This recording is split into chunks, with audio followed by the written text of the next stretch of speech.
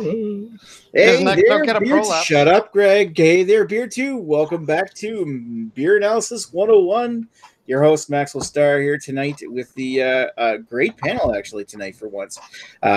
We've got, first of all, I'm going to take a look at what beer we're doing tonight, which is, of course, going to be the Pink Elephants on Parade. Delirium Tremens. Right. All right. So starting off at the top, let's go over to say hello to Ashley Sexton. How are you doing tonight, Ashley? Doing fantastic, thank you. I'm just maneuvering myself around this lovely tinfoil. Other than that, I'm doing great. Hey, look, actually, it matches my shirt. Ooh. Oh, the blue does, yeah. That's all I got. Is it kind of, no, this is a little too pale for my shirt. Right on. As usual, Nick disappoints. Okay, so moving right along, let's we got Craig here tonight. It's nice to see you, Craig. How you doing tonight? All good. Kent Beer Reviews. Yeah. Back home at last and all that sort of jazz. Yeah, just had a few beers before and boiled. So there you go. Looking forward to this one actually. Nice. Yeah, it's glad we kind of picked it hoping that you come on. I know you wanted to do this for a while. Yeah, I've had this beer for about 2-3 months in the fridge. I was like, yeah, whenever we do it, it's there. Right on. Poor fellow was stuck in France. Just couldn't join us. Who's that? It wasn't France. Oh, weren't you stuck in France? No, Portugal. Oh well, it's all Europe. It's all the same thing. Well, Madeira actually, but yeah. All right, now that we've heard, attention. now that we know what we've heard from Greg too, let's move on to. All right, fine. Greg, how you doing tonight? I put the Gur in great panel, Nick.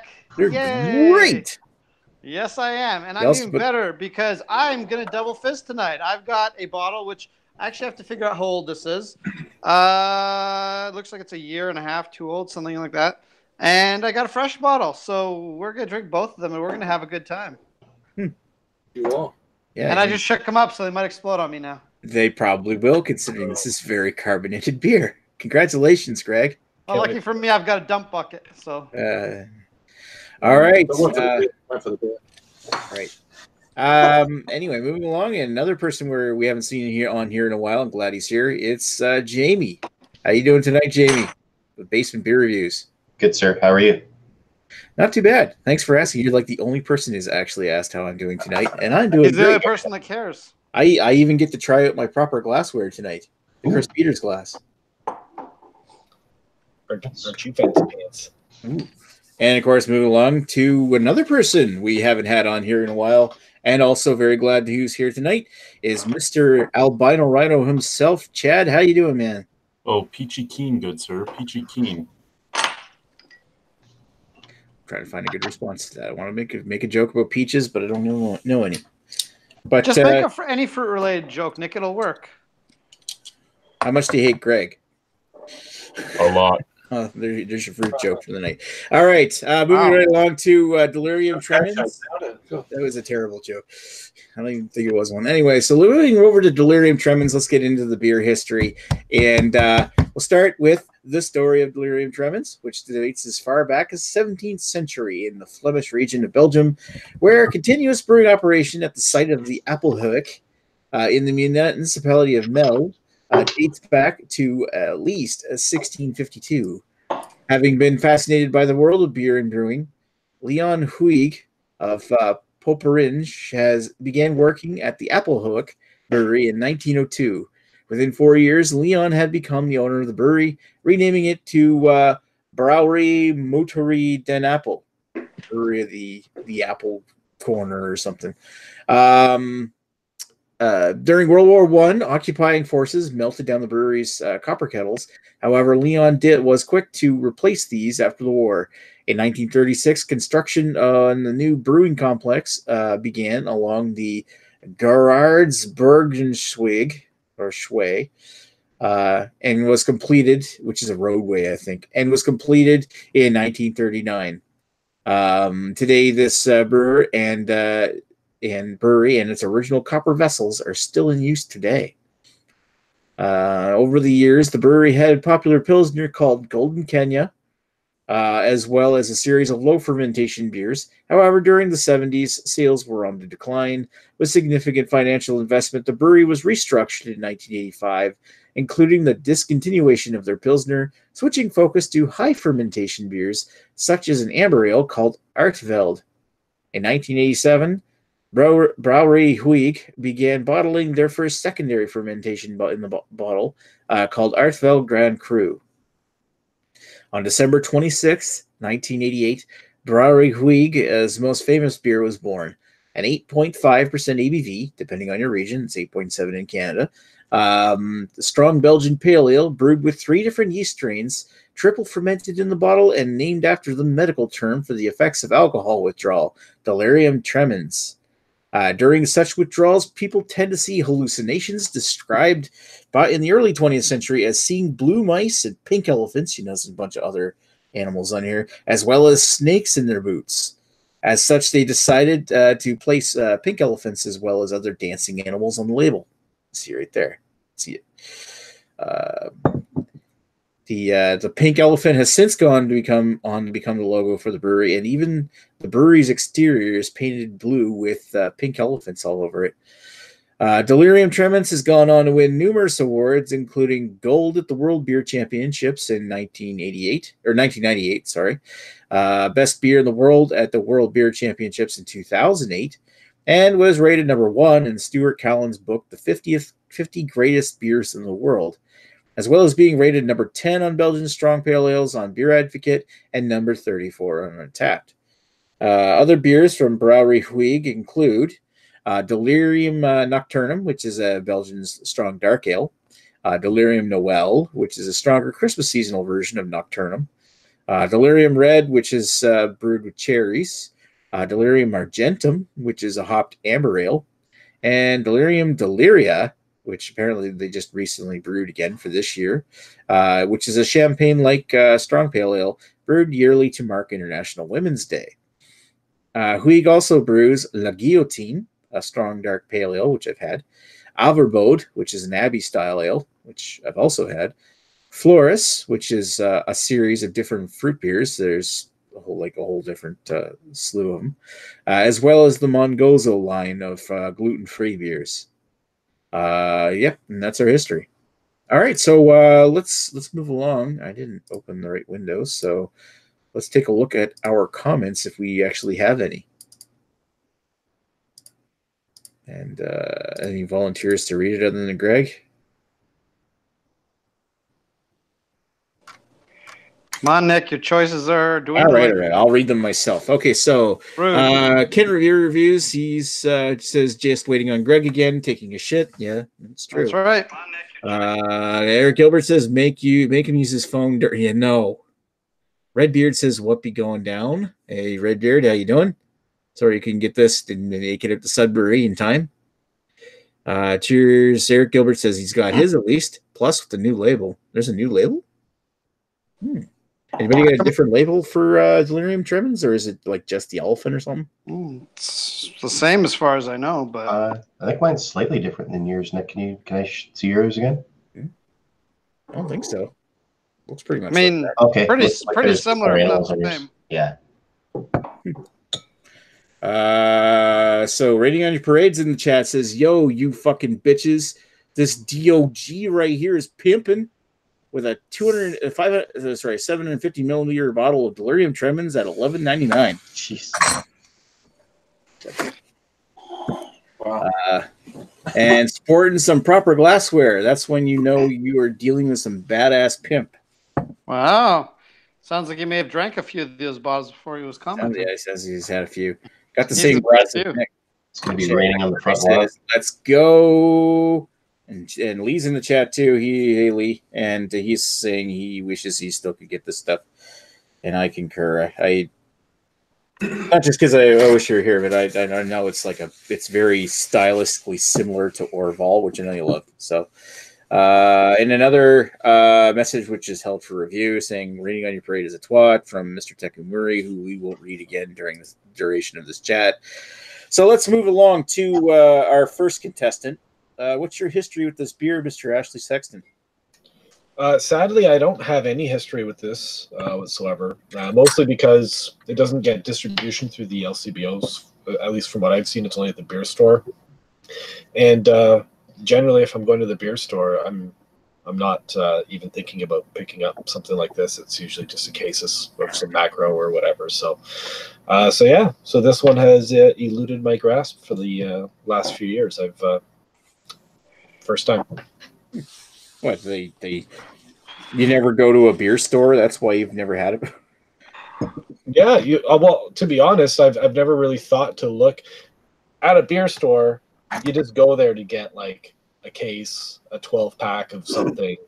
Like people generally don't go to the beer store to get craft beer or European craft beer or anything really good, to be honest. So, you know, Way to put it, I guess. Nobody buys quality beer at the beer store. Yeah, exactly. So, right on. And Craig, what's your history with Delirium Tremens? I've not had this beer for such a long time, but I used to drink a lot of it in the early 2000s, mid 2000s. It's probably one of my introductions to Belgian beers. It's one of them beers. It's like, oh, what's that? And then we used to like drink it. Oh, it's like 8.5 or whatever it is. And yeah, it was kind of just one of them introductory beers when you're pissed up after like 8 hours on lager kind of thing. And which was the case for a lot of Belgian beers back then. But that was really kind of stuck with me. That was one of the first kind of, for a lot of people as well, as Belgian beers got me into everything else that, you know, up to the present day kind of thing. But yeah, it's the first time that I've had it in the untapped kind of era. So, which is amusing. But yeah, I used to drink loads of this. We used to try and session this as well, which was quite wow. Some days it worked, and some days it didn't work at all. Yeah, I bet 8.5. Yeah, but yeah, had some good times in this beer in the past. Nice. All right, moving right along to Mr. Greg. I noticed that you do have a bit of history with this beer. Yes, it's you. A bit of history because you've got an aged bottle of this. I'm assuming you've had it before. I do. I've only had it, I think, 2017 for the first time. I had it on tap once, then I went to get it in a bottle. Now, I will say it is, first of all, you can tell a very big difference between good beer stores and bad beer stores, the clientele of them, and that's all I'll say. But the ones that are good, which ironically, the one I got today was not very good, but they do actually carry some decent stuff nowadays, at least in Toronto. This is a hard beer to get even in Toronto. Like there's only like 12 LCBOs across the GTA that carry it or something like that. Sorry, beer stores, not LCBOs. Yeah, so it was almost slightly inconvenient for me to get, but thankfully you had to drive further than 5 minutes. Well, thankfully there's actually a new one near me that carries it. They've only started carrying it, so thank God Ashley Sexton can sleep tonight. I was not inconvenienced pretty much at all today, other than being in a little bit of a rush. Anyway, back to the history. So, yeah, I've had it a bunch of times on tap. I've had it in the bottle a few times. Always quite enjoy it. I will say with what Craig said in terms of sessioning it, I also have had a bad idea with this beer. And when my wife and I decided we wanted to go out for lunch because we had gifts to get to a restaurant, and we had reservations because it was a popular restaurant, and then we slept in till 11:30. So I get up, literally get out of bed, go to this restaurant. First thing I have is Delirium Tremens. I had no food in me. I had 2 of them. I was out for the rest of the day pretty much. I bet. Yeah, it was a good time though. It was like Delirium. So confirmed, it is a breakfast beer, and it's an excellent breakfast beer. Will breakfast fuck up the rest of your day beer? Yeah, pretty much. Alrighty, and moving on to Mr. Jamie. What's your history with Delirium Tremens? Well, for me, this is readily available at the beer store that's really close, and I could get it anytime I want. And I've only had it once before, and that was 4 years ago. I don't know why. I just haven't purchased it again. I remember liking it the first time I had it, and just never got around to it. So I think it's probably the main reason I didn't buy it is, you know, you go to the LCBO and you kind of shop around and you see the beer and it's like, oh yeah, I'll pick that one up. Whereas the beer store, this is at least at the one that I go to, this is a beer that's way in the back and you have to ask for it, kind of thing. So I guess maybe I just haven't thought of it for a while. But way in the back, it's like up on the top shelf in the yeah, and I had it 4 years ago, so it was kind of at my just when I was starting into trying all these different styles, and yeah, it's actually a nice time to try this because I've kind of been in stout mode recently. So yeah, that's it. Right on. Moving on to Mr. Chad himself, the albino rhino. I'm sure you've got an extensive history with this beer. The very first time I had this beer, I was with the Cantankerous Cook at the Toronto Festival of Beer. This was actually the beer that probably made him start zooming in on every girl that passed by on every review we did. I remember really enjoying I do that this beer. sober. Yeah, I'm sure you do. I remember really enjoying this beer and going back and wanting to get it and going to the LCBO and them saying, hey, we don't sell it. And I was like, what do you mean you don't sell it? So when I finally did get a bottle of it, I was like, oh, awesome, look, it's in a porcelain bottle. And then you take the top off and you see, no, it's just a fucking painted bottle. Take fucking time to paint your bottles? What the fuck is this shit? Like, really? But yeah, I really do enjoy this beer. It's a beer that I've had for a long time. It's a beer that I like to enjoy whenever I can get it. This, Duvel and Orval are all beers that I really do enjoy from the Belgian region. And they're not that badly priced around here. And you know what, Ashley? Fuck you. Beer stores outside of Welland are good. Oh, boy. All right. Anyway, moving on to my own personal story. The first time I ever had this beer was I believe the first time that I'd ever seen it show up here in New Brunswick. And who knows, maybe years and years ago, it first started showing up as a special Belgian beer when craft beer was first starting to hit. But from the time that I started drinking craft or more exotic beers in 2009. It first showed up here, from my recollection, in December of 2013. In December of 2013, I actually remember I really liked it. And at the time, it had this big, what do you call it, brittle, bitter, sour kind of note that you associated with Orval. I mean, I'm not going to get into too much detail what I think of it now, but I remember it drinking a lot like that. But one of the other things I found is that I had bought a couple extra bottles because I had intended to do a review, and it was at a rough point in my life back in 2013. So I held on to them for a while and didn't find it really cellared all that well. So I didn't bother doing a review of it. And I think I finally posted my review in 2017, and I don't remember when I recorded it. So, but if anybody wants to see my original review of Delirium Tremens, it's number 892, and I don't honestly remember when I recorded that review. So, anyway, so do we have any more comments from the crowd? And we actually do. So Eric Gilbert says, and all over the floor. Yeah. I ended up having a little paper towel accident. Uh-oh. Oh.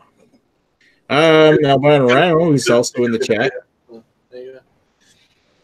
says it's cheaper here. Also wish Orval and Duvel was always available, especially Duvel. I fucking love Duvel. I would love to be able to do like a beer analysis on Duvel. It says, I buy quality beer at the beer store. You Wellandite.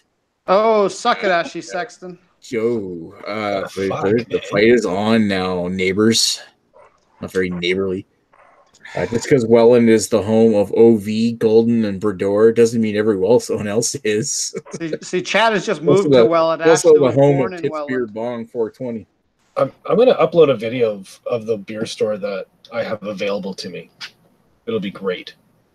Running on Your Parade says, all you guys have the old label. My new label is similar, but a bit more glossy. 750 ml is the old label. I chose that over the new one. Eric Gilbert says, the beer store 5 minutes from me has it all the time. And Lee says, surprisingly less racist theories about Chinese. I'm not repeating this. Running on Your Parade says, Duel is everywhere around here in Maine. Yeah, I bet. The Duvel was here once back in 2015. They sold out, never brought any back. I think when they had a bunch of them for too long, they clearanced them, and I bought a whole bunch. I think I even have a couple of bottles in here, but they don't really age all that well. It shows up here every winter, usually in a little package with a cup. Oh yeah, nice. I mean, they do sell it for maybe a couple of years. No, Duvel age up to 5 years. The last time I opened up a bottle, they're pushing about 4 years old now, and Right. Last time I opened one was last summer, and we're on a completely different subject, Delirium. But last time I opened one anyway, it was really oxidized, so it didn't taste very good. Anyway, Nick, what do you have against the racist Chinese theories and Jace Greg, shut up. theories? All right, all right. You're back, Lee. Right. Anyway, moving right along, let's go over to our final results, and Jamie's actually going to keep tally this time. I'm going to get working on the graphic. Da, da, da.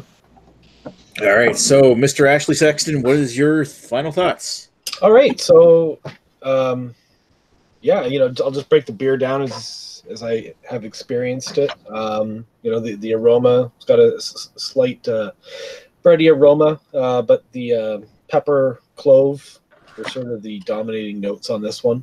On the aroma, the sip is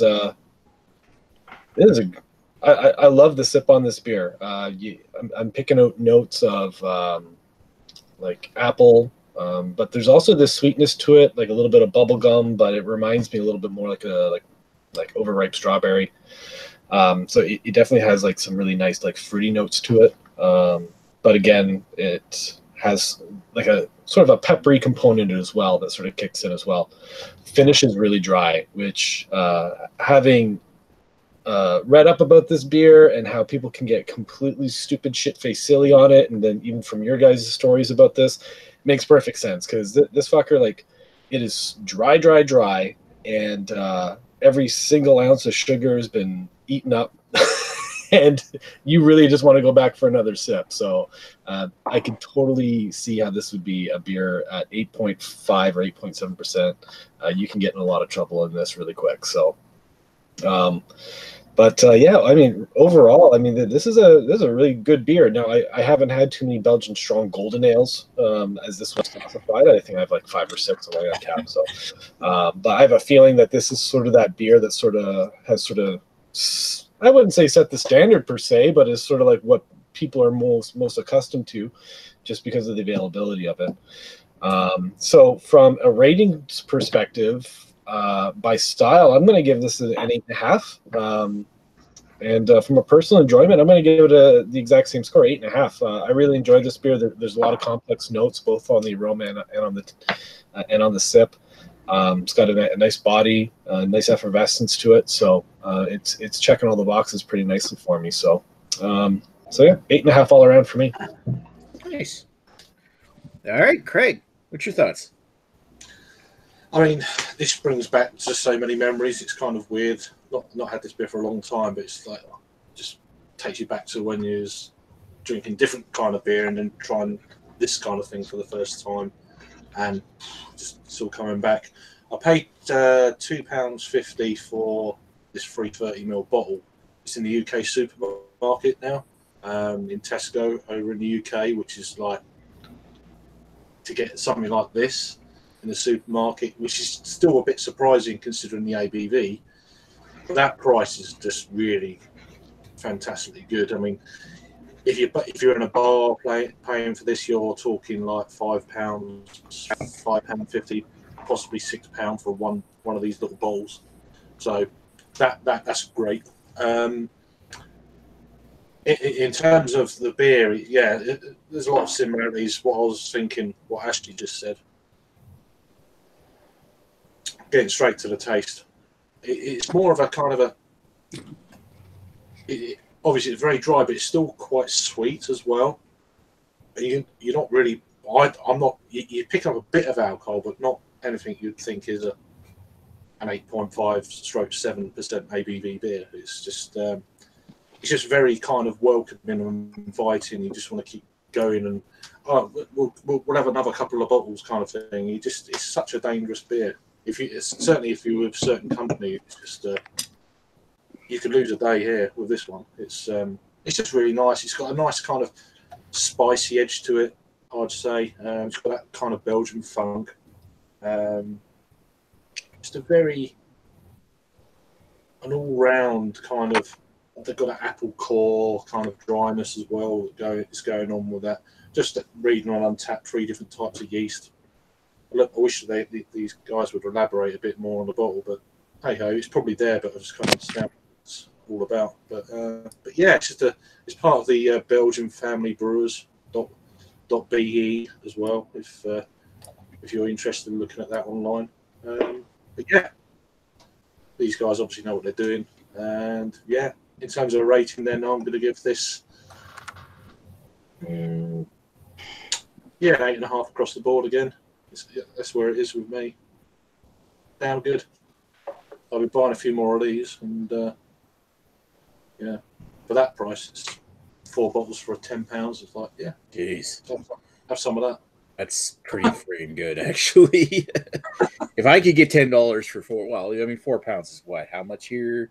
Probably like 14, 15 bucks, I would assume. I think a pound is at least, I think Canadian dollars at least 2 to 1 for a pound. So you're talking about 20 bucks for 4 beers. Oh, right. Okay. Yeah. So yeah, $2.50 for 1 bottle. So. Still, $7.74 is Canadian is how much a pound is right now. That's pretty friggin' good deal for 4 bottles of this. Well, that's literally what I paid. I got 4 bottles of it today, and I paid $17.25. So nice. Right, yeah. So there you go. And that's with Brexit as well. Fucking hell. Yeah, right. Yeah, duty's about to go up. Yeah, we'll do. Well, luckily our friend Peter has absolutely nothing to say about that. Mm. No, anyway, moving right along. I wish you could tell Greg to stop talking, but we're about to ask him what he thinks of this. Yes, you are. We didn't ask Craig. Did you gave your rating, right? 8.5? Yeah, across. Yeah, both. Yeah. I'm just getting you to repeat that so we can delay Greg talking further. Mm-hmm. Of course. All right, now Greg. Is it my turn? I thought somebody went before me. No, I thought you'd already been. But there you go. Yeah, I thought Greg already talked to us. I am talking, but now I'm going to talk a little bit more. How exciting! Yeah. So I kind of echo this. This is a great beer. It is a very dangerous beer because I mean I've got 2 bottles in front of me that I'm drinking, and I've essentially drinking the equivalent of 1 bottle at this point. So I do have an aged bottle. Now I'm trying to figure out the bottling dates. It looks to me like it's a 3-year best before date. So I believe this bottle is mid 2017, and then this bottle I bought was bottled midway through 2018. So this one's already about 6 months aged or so for me, and then this one's I guess approximately 1.5 years. I'll say the difference. This is kind of interesting because it comes down to my theory on aging is that there are certain people that feel every beer needs to be aged. It's better. No, beers are different when they're aged, and this beer is different when it's aged. The aged bottle comes out a lot more sweet. I feel like the banana and the candy sugar is a lot more pronounced. Whereas I get in the fresh one, it's more carbonated, not by a ton. I get a little bit more booze on it. It's a lot drier. If you like your beer sweet, age this beer because the sweetness comes out. Otherwise, I mean, they're fairly similar. They're not crazy different. Personally, I don't like my beers that sweet, so I actually do prefer the fresh one a little bit. But it's really just marginal. I will say this is a really good bottle. I've had bottles I was not this impressed by, but this one that I'm rating right now is really good. So it's going to be, again, Belgian Golden Ale. It's a weird style. I don't drink that much of them. I've had some really shitty ones. So, I mean, this is probably pretty much the standard for that. So I can't really give it less than a 10 for that because if you have a better Belgian Golden Ale, please, I'd love to try it. For personal enjoyment, it's going to be a 9.5 for me. I really, really like this beer. I don't drink it nearly enough. I actually do think it's a little better on tap. If I probably had this on tap right in front of me right now, it would probably be a 10. That's probably the only reason why I'm not giving this a 10 because it's fantastic. It's a dangerous beer and it's cheap enough that you can drink a whole bunch of them and then Poop yourself, because why not? Who just made a farting noise? That's disgusting. By the way, I will also say, if you get a chance, try Delirium Nocturne. Yeah, I was Oh, gonna- yeah, that one's solid. That one's just as good as this, if not better. Yeah, that's what I was gonna. I forgot to say that. Is that available anywhere? Unfortunately, no. I bought my bottle in Michigan. So Okay, yeah. It was here once. available. It was here once around the same time this first showed up, but I haven't had it since. Okay, you can have a bottle. All right, moving along over to Mr. Jamie. What's your thoughts? Well, I had this, like I said, 4 years ago. Quite enjoyed it, and it's the same. It has that really nice kind of lemony, syrupy, just really easy drinking taste to it. It's quite enjoyable. I would definitely buy it again, and I'm going to give it 9s across the board. I'm going to recommend it, and yeah, that's pretty much it. It's a beautiful beer. It's nice. Nice.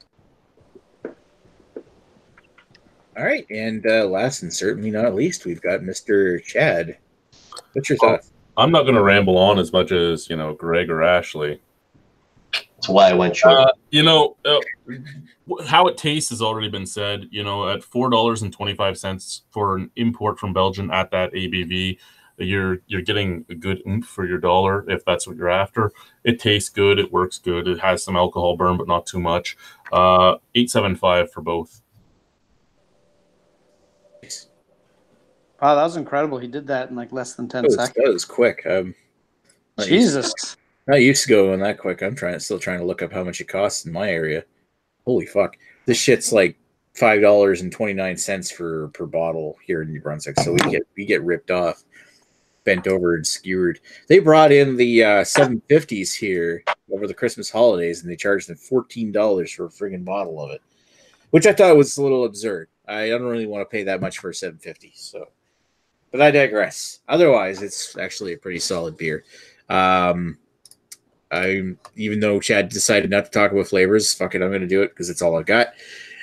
I thought that the aroma was very much like a dusty kind of strawberry rhubarb bubblegum kind of aroma to it. The taste was slightly bready, banana strawberry, but a creamy like a puree, with a floral sweetness that lingers in the back, and like rose water or something.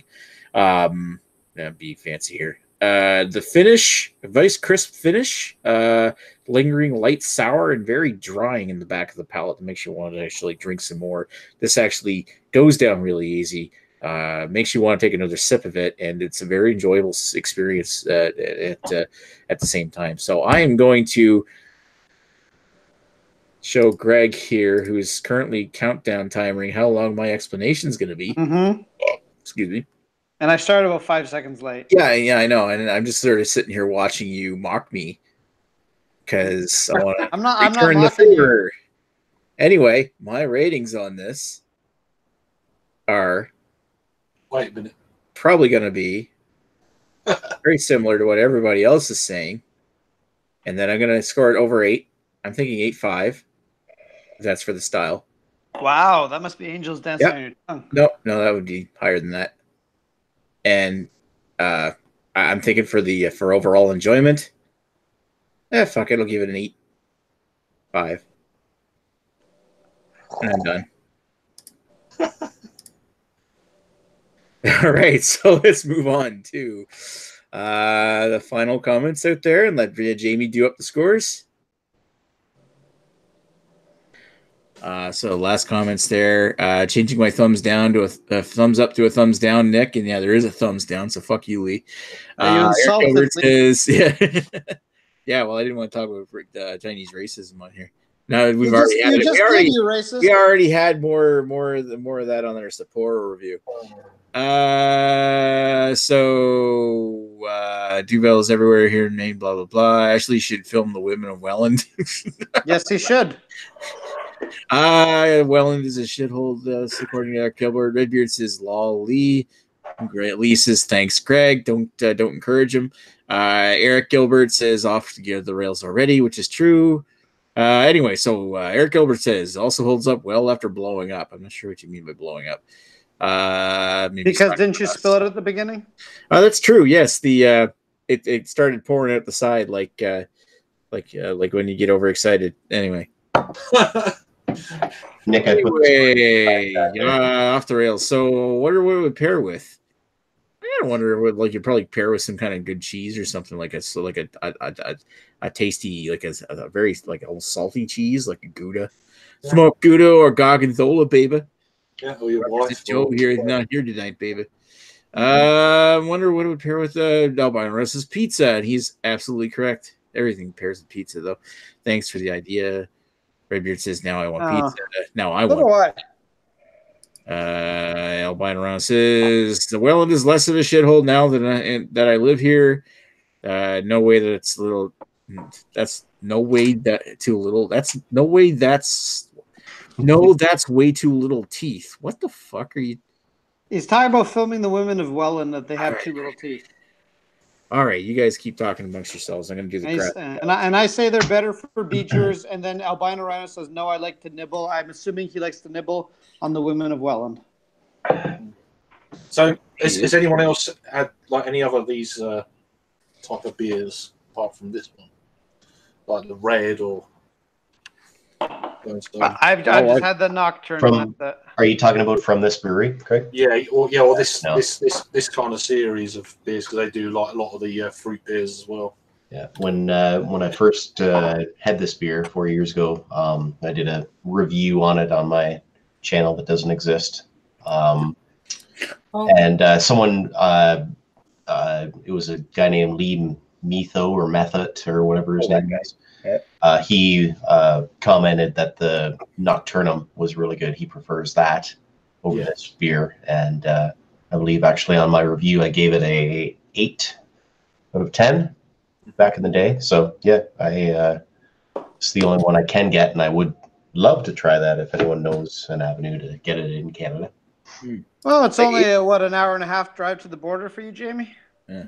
Yeah. Well, they probably do it. It showed up here. The Nocturnum showed up here in New Brunswick once, and the Delirium Noel actually showed up here during the Christmas season at one point too. And I think I've had it. I don't think I really cared for the Delirium Noel, but the Delirium Nocturnum I thought was even better than this. Yeah, it's at least as good.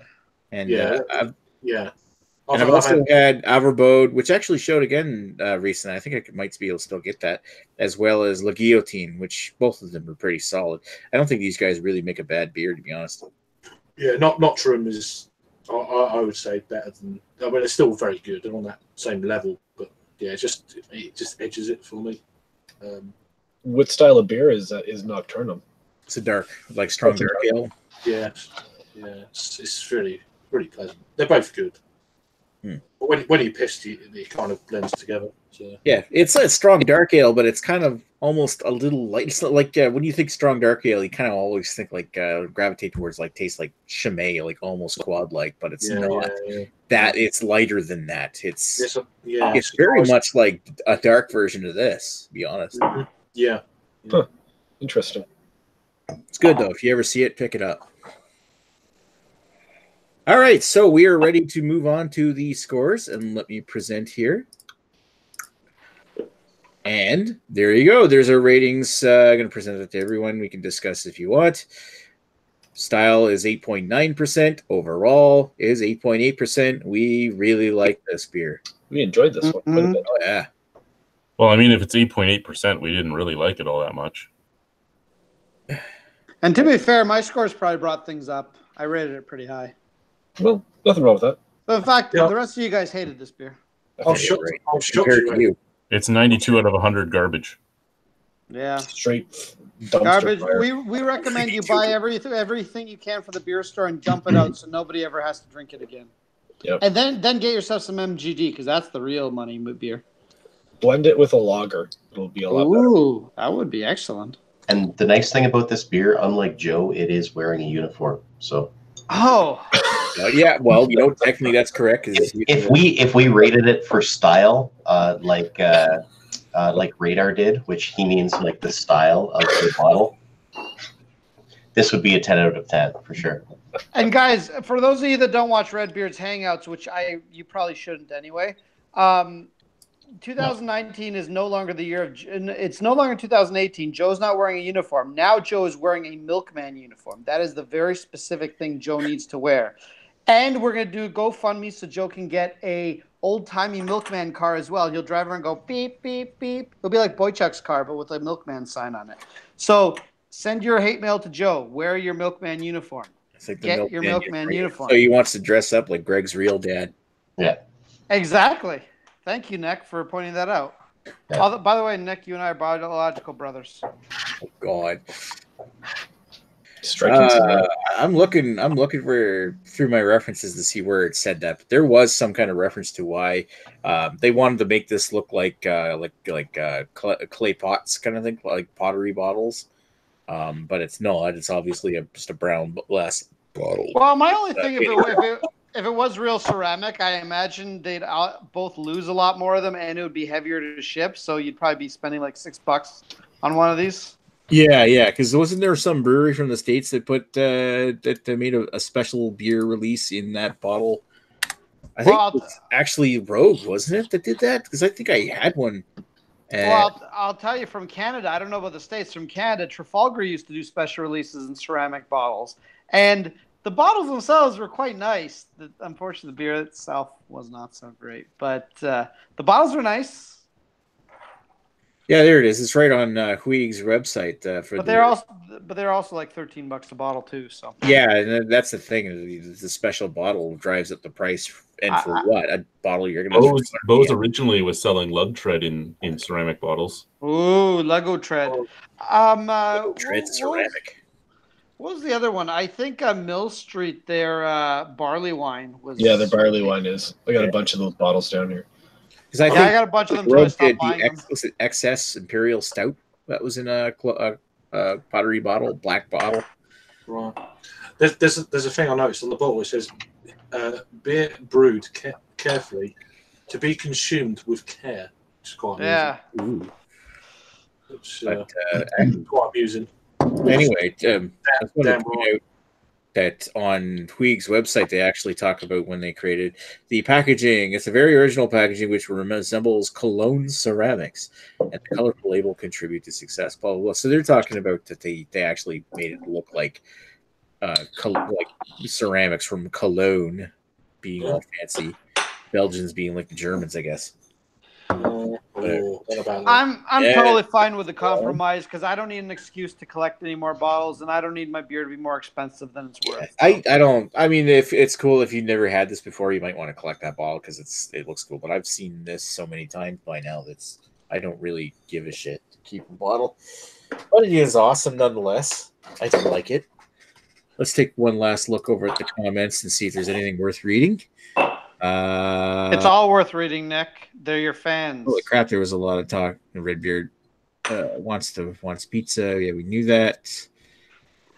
Eric Gilbert pairs with 40 Creek wings. 40 Creek and wings or 40 Creek sauce wings?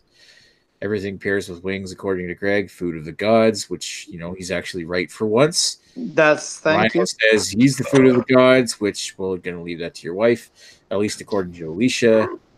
Apparently she has a stupid palate though. Yeah. It tastes all yeasty. The beer next week for Rating Edge Parade. Thank you for actually asking. We are going to try doing Moosehead Pale Ale once again. I think we actually have. Greg is holding my Bring Out Your Dead hostage until I do this. So we are going to crack that open next week, and hopefully we actually have more than just me and Greg showing up. I think. Otherwise, we're doing a review just me and Nick. This is what it's going to be. No, we're not. I'm going to embarrass myself. I'm going to go live and do a review. Actually, you said that you might be on next week, so yeah, I'll be on. Think of the Moosehead sword fight. Think of the views. Jeez. You said sword fight. Think of the views. Okay, moving right along with the comments. Where were we? Eric Gilbert says, go to Niagara College for retraining and end it a dump. But there is a nice restaurant next to that bridge in the canal. Crap hole. Okay. Albino Rhino says, again, less of a dump now that I'm here. Maybe I will move the Albino Rhino Beer Festival to Welland. I remember we used to make fun of Welland the whole way that we were coming up because it was like a beer bong country. No, we still do. Yeah. All right. So Sexton Bruin says Terrace, the one in Welland. Oh, yeah. I think you're talking about questions. I'm just going to move on. Basement Beer Review says the shit show would be over by now. What's next week's beer? We just answered that. Albino Rhino says best 7-Eleven in the region for food. Actually, Chad. Oh shit! Nick needs the taquitos. I now I'm kind of curious. I have to sample these taquitos at in Welland. Albino Rhino says, "What is introduced to Welland? They have a deep fryer." Oh. So by the way, Nick, fuck you for not picking the taquitos answer on Cards Against Humanity because you thought it was Redbeard who put the card down. So fuck you for that. I lost the taquito card. I thought it was too easy. I'm like, yeah, no, I'm not taking that. I know think you know me, but I. And then Redbeard won the game because of you. That's what you get for yourself. I hadn't seen a 7-Eleven in like 5 years or something at the point that I was up at Chad's place, and I'm like, oh man, 7-Eleven taquitos, I gotta try it. And I ended up shitting myself at the fucking first Albino Run. I didn't actually shit myself, but had to take a big shit when I got there. I'm announcing this right now. Made everybody late. All right, they'll never let me live it down. Somewhere between Sexton Fest 2019 and Albino Rhino Fest 2019, Nick and I are going to do a live taquito dual review. This is going to be epic, people. We could actually do that. Oh, yes, we will. I'll have to make sure that I don't shit myself the next morning. Anyway, moving right along to the comments. The sticky pudding was dynamite, Eric Gilbert says. 40 Creek sauce. Okay, it's 40 Creek sauce for the wings. And when are we going to do a style week? That's actually something we should start thinking about then. If there's enough support for that, maybe we should start branching out into other things, because eventually it's going to get harder and harder for us to find beers to do together. Well, that's when you start re-reviewing MGD. Yeah, but you can only re-review MGD so many times. So, like, what are we going to do? Re-examine stuff? We don't examine things here. We analyze. Mostly Canadian. You know what? If you want to do Miller, we still haven't done, was it Miller Lite?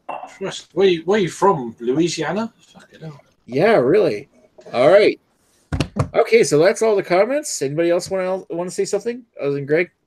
Oh, I'm good. Yeah, okay, Greg, you can talk too. I'm just making a joke. Well, now my feelings are hurt. Oh, snowflake. Who cares? What feelings? Yeah, what feeling? All right. Listen, I look forward to the taquitos review, and then we're gonna do a live. We're gonna do a video of the underwear the next day and see which one survives. The underwear wrapped up in a grocery bag. Chad was just too good for that talk. He's like, no, Nick's shitty underwear. I'm out. All right. We're gonna take this thing offline, and we are gonna come back on momentarily with a post-analysis hangout, as we usually do. I want to thank everybody for watching. I want to thank especially Chad for coming on. He can't fucking hear me right now because he quit. He can't see you either. Well, he's probably watching the replay right now or something. No, anyway, Your underwear comment was just too much. Way too much. I'm not going to deny that. The memories. Yeah. Nick, when the hell did you eat corn? It stained his mind. It was in looks like a Rorschach test. Oh, there's Chad's back. I thought the underwear comment drove you off. No. All right. So we're gonna go offline. Come back online. Thanks for everybody for watching. Thanks for everybody for coming on. Goodbye. We're gonna talk to you later. Yes. Ciao. Fine penises. Peace. Penis.